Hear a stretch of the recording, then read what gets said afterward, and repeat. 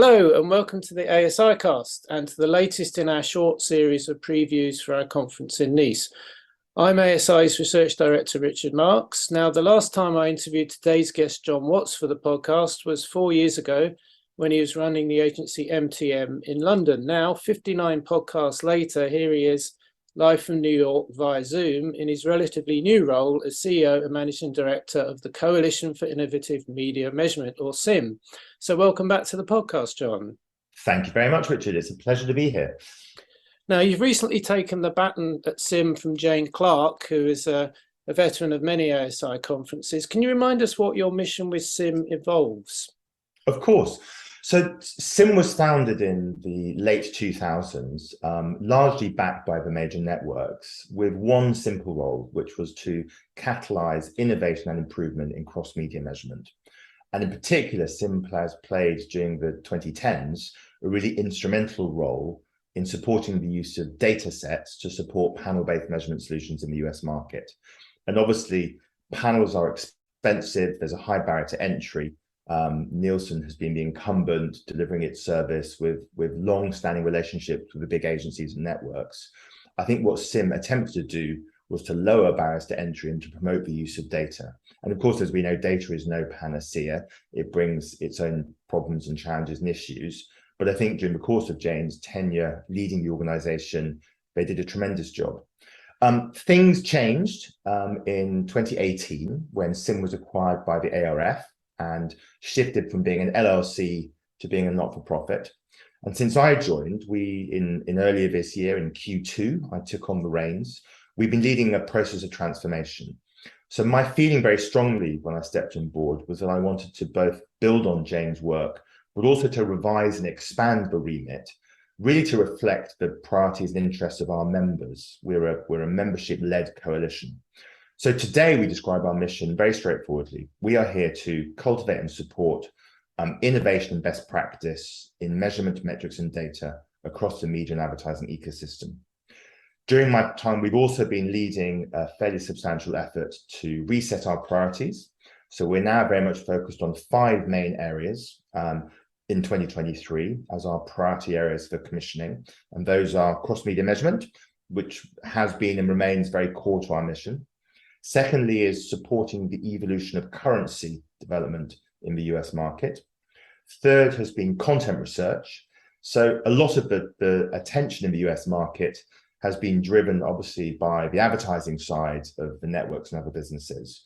But content research, understanding how content performs across channels with different audiences and across streaming services is a much overlooked but also critical area for our members. Fourth is what we call TV data. So we're thinking about things like ID resolution, the use of various data sets to support addressable audience segment formation, the workflows and supply chains that support that, data quality and veracity, which is a big issue, and alternative metrics in that space. And then the last area that we will be focusing on next year is CTV streaming and programmatic. Our view very strongly is that streaming produces both tremendous opportunities. It obviously delivers a lot of data into the market and is clearly a growing part of the industry, but also measurement challenges. You know, there are lots of issues associated with measuring the long tail of streaming services. So those are the 5 ways that we organize our work. And the majority of our effort now goes towards commissioning. So we are a project-based organization. So we listen to our members, we figure out what they want to do in each of those 5 areas, and then we support initiatives and research projects designed to support innovation and best practice and to really help the industry make progress. Also, just worth saying, we think we have a very unique role. So we are, particularly since the ARF acquisition, a non-partisan pan-industry body committed to the ARF's principles of scientific objectivity, impartiality, and evidence-based testing, rigor. So we're different, and we work collaboratively with lots of other bodies. So good example, we're going to talk about our multi-currency study in a moment, which we're delivering with the ANA and the 4As, and we have some other collaborations that we're going to be announcing in due course. But we like to see ourselves as a neutral entity. We sit in the middle of the ecosystem, working with buy-side and sell-side, digital video companies, TV networks, measurement providers, platforms, MVPDs, the entire ecosystem to try and make progress. Mm. Now, you mentioned your role being very focused on commissioning, and at our event in Nice, you're going to be unveiling two related surveys that you've been working on. May still be in the field. I don't know how close to the where we are, but you referred to one of them. But can you give us some background on each of these projects? Obviously, it's too early at this stage for you to talk about the results, but what can people expect to hear in terms of what the field of coverage is for those two projects in the US? Of course. So we have two studies, as you say, which are going to be the subject of what we'll talk about at the ASI event. So the first study is our guide to convergent TD measurement. So it's a deep dive into the methodologies and offerings of 8 different measurement vendors operating in the US market. The brief from our members was to really try to get under the hood of what those providers do, how they deal with some of the obvious measurement challenges, so measuring broadcast-only households, for example, or personification, understanding who's actually sitting in front of a TV screen, which is doable with a panel, but somewhat harder, obviously, if you're just relying on TV data sets. So what we've tried to do is to really deep dive into their methodologies and approaches.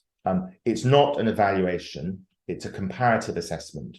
What do they do? How do they do it? What data do they use? How do they deal with some of the more pressing measurement challenges and so on? The second study, which we commissioned this summer, is a joint study working with the ANA and the 4As, with Deloitte Consulting as our partner for delivering the project. And the purpose of that study is to deep dive into industry perspectives on the transition to a multi-currency market.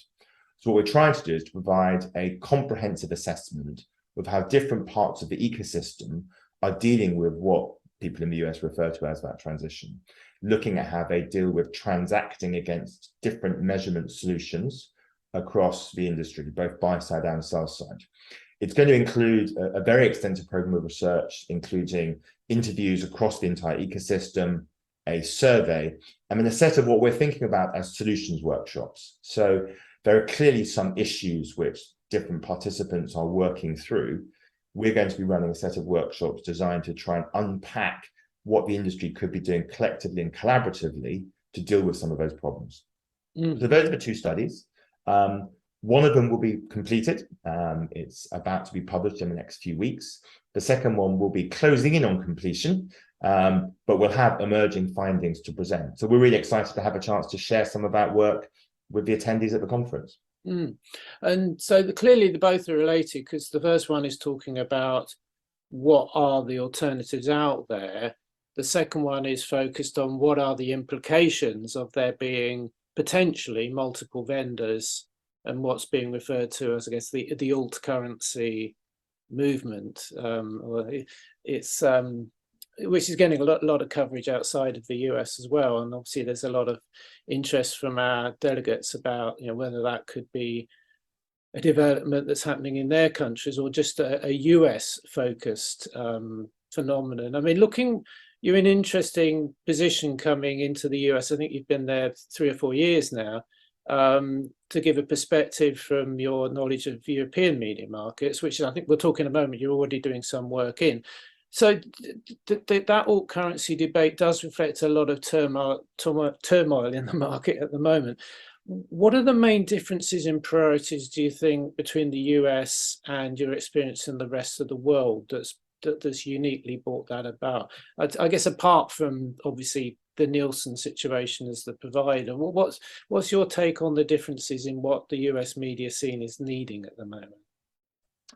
It's a really interesting question, and it was a real privilege, as an expat, as I think I have to call myself now, who has spent 25 years working in the UK and Europe, to parachute over here, step into this role, and to learn very quickly about the big differences. So the first thing I probably would like to start by saying is that TV markets around the world are all extremely different. Obviously, we have a set of Western European markets which have JIC structures in place.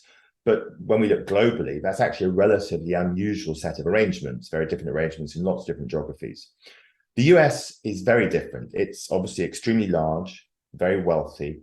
It's never had a JIC for a variety of different reasons. There are a variety of different bodies that work in and around the measurement space, notably the MRC. But the MRC functions very differently to a JIC, obviously. It's there to accredit measurement solutions, particularly because buyers want to understand that what they're transacting against or using to support their ad campaigns are rigorous and based on approaches which are sound. Interestingly, the US marketplace, I think, is distinctive because of its competitive dynamics. So for a long time, obviously, there was one very dominant incumbent provider of measurement and currency offerings. Various other providers have tried to compete, but I think the view now from most participants here in the States is that competition is becoming much more of a reality. We have a set of extremely well-funded, highly capitalized measurement providers who are competing head-on with Nielsen. Nielsen obviously has just completed a private equity transaction and has taken itself private to do some restructuring. We have Comscore, which is there competing very hard as well. And those providers now make up the measurement marketplace.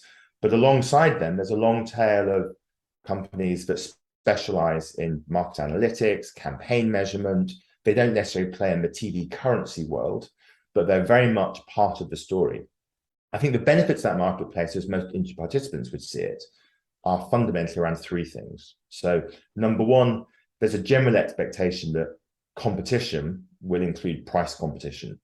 So there will be greater pressure on the prices that different providers can offer, and that will stimulate a certain level of efficiency in the marketplace.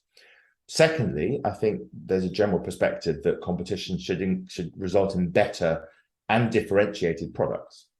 So we will see a different range of solutions with different vendors with slightly different strengths, slightly different focuses, slightly different priorities, building out solutions that try to capture different buckets of spend or deliver against different use cases and requirements. There's obviously overlaps, but the Venn diagram is going to become more complex. And there's a huge feeling of positivity about this, that we will have a diverse set of extremely capable and well-funded organizations delivering measurement solutions. I think there's a philosophy that underpins that as well, which is that we mustn't let the impossibility of perfection stand in the way of the quest for progress. It's clearly the case that different solutions have been in market for different periods of time. They do slightly different things. They don't all yet deliver exactly the same rating for the same piece of content, but we're making progress, and I think the industry will get there. I think the third thing that I would emphasize is that the use of data across this ecosystem is incredibly sophisticated. It's becoming much more digital-like. Now, everybody recognizes that data, from set-top boxes, smart TV ACR solutions, ad servers, exhaust data from streaming services. None of these is a panacea for perfect measurement. No one has complete deterministic data for the entire US market. They tend to have data from parts of that market. Some have more, some have less. But all of them, if they're trying to provide a total market measurement solution, have to have rules and methodologies for taking that data, tidying it up, standardizing it, ensuring that it's comparable with other data sets, triangulating to make sure that it makes sense, and then extrapolating from what they have to the level of the total market. And that's complex, and it's still work in progress, but I think the progress is exciting. I think we're seeing a lot of innovation in the space, which has industry participants hugely excited about where we're heading. I ran a panel at a festival yesterday with a set of executives who were very, very bullish and excited about where we're heading. One final thing I would like to say, though, is interestingly, as this new marketplace is taking shape, I think there's a growing interest in the US for JIC-like collaborations. So one example, there's a lot of talk at the moment about the industry developing a shared common calibration panel that would be used by multiple measurement vendors to support things like personification and so on and so forth. And that's a structure which is actively being debated and discussed with multiple parties across the industry at the moment, with a possibility of some of the major trade bodies co-funding and supporting it. And that would be a completely new development in the US. We've never seen anything like that before. And I think it would be a very positive one. So there's a growing interest in a sense that we need to apply some order to this marketplace to help this transition to a multi-currency environment be successful.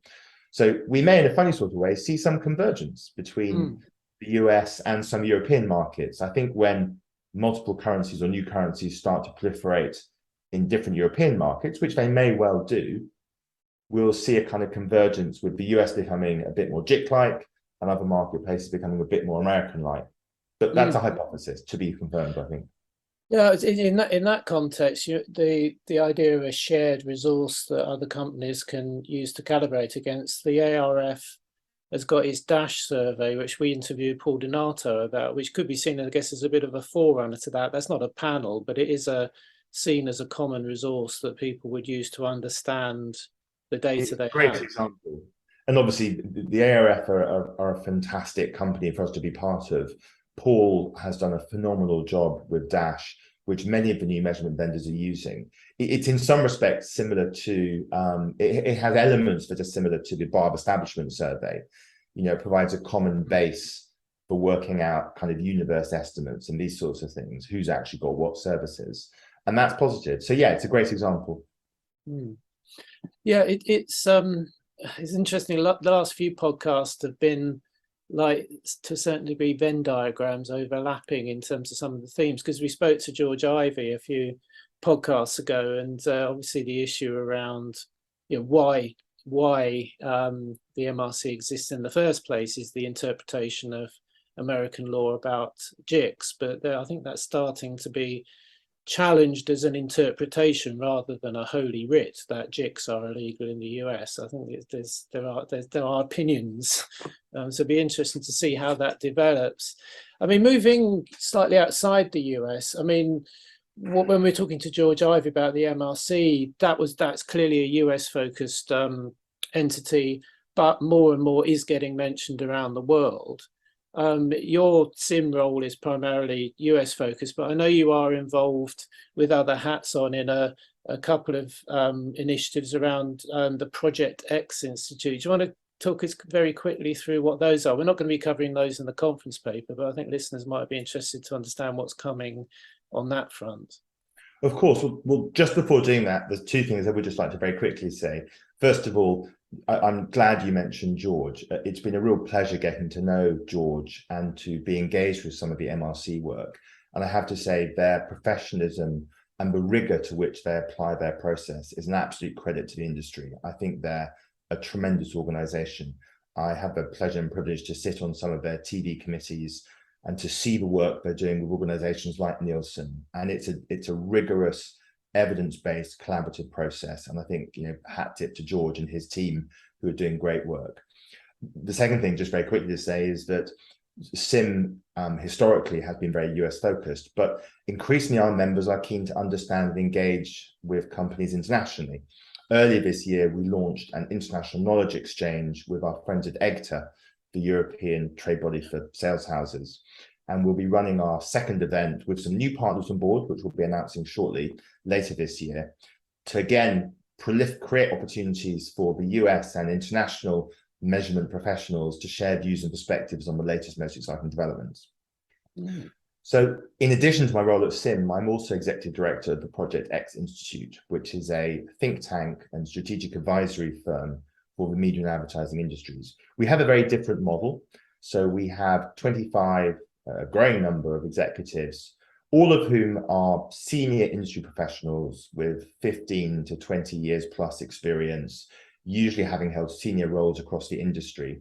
And what we do is bring them together to deliver unique collaborations where we can draw on their complementary expertise to deliver really interesting expert output. Our most recent project has been the European Addressable Media Initiative, which was a collaborative project backed by a portfolio of companies mainly operating in and around the ad tech space. So people like Magnite, Lotame, Newstar, Comscore, Pubmatic, and so on. Finecast and LiveRamp were also involved very actively as key members. And the purpose of that initiative was very straightforward.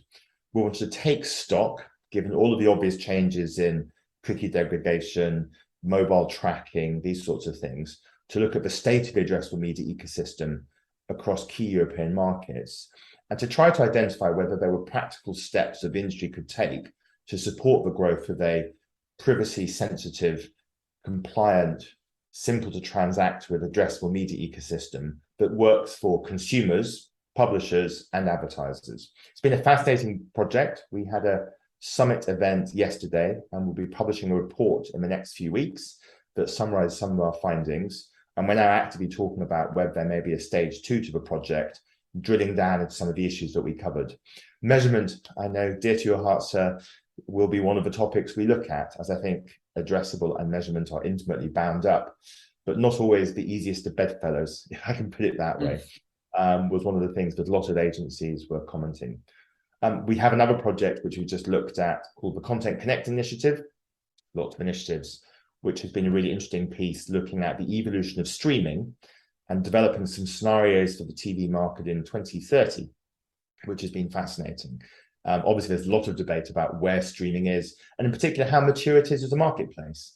Are we at the beginning of the end with this sort of SVOD slowdown and the rollout of AVOD layers, somewhere in the middle, or just the end of the beginning? There's lots of debate over how this unfolds during the course of the next few years, which has been fascinating to engage with. Well, definitely keep an eye out for those. Now, you're presenting on the Thursday afternoon in the session hosted by Brian Jacobs. Across the rest of the event, what are you hoping to get out of the ASI when you're able to sit back and enjoy other people's sessions and debate? What are your your objectives in terms of the big themes that you're hoping to be able to develop at the conference? Well, I always think that a huge part of any conference event is to be in the company of other professionals and executives, and to network and build and develop those relationships, which are what make the industry tick. So that's a big part of it. But in terms of on stage, I think the ASI is one of the leading measurement events in the industry. That's really clear. And I'm really hoping to get a sense of where other markets are in dealing with some of the same problems that the US is grappling with.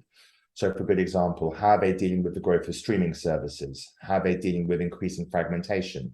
What are the more innovative and interesting approaches that other geographies, that cutting edge vendors and suppliers, measurement companies are evolving and presenting to really help the industry move forward and progress? This is a fantastically exciting time for the industry. I mean, there's probably been more change in the last 5 years or the last decade than in the previous 3 decades. It's really happening quickly. So staying abreast of that and really getting a kind of chance to deep dive into what's going on in other geographies is very exciting. I'm also looking forward as well, I have to say, to having dinner with Justin Sampson from Barb, which is always a pleasure. Justin's one of our industry's real heroes, and a huge credit to him with his Netflix announcement, obviously, this week, which I think is a really interesting sign of where the industry is heading.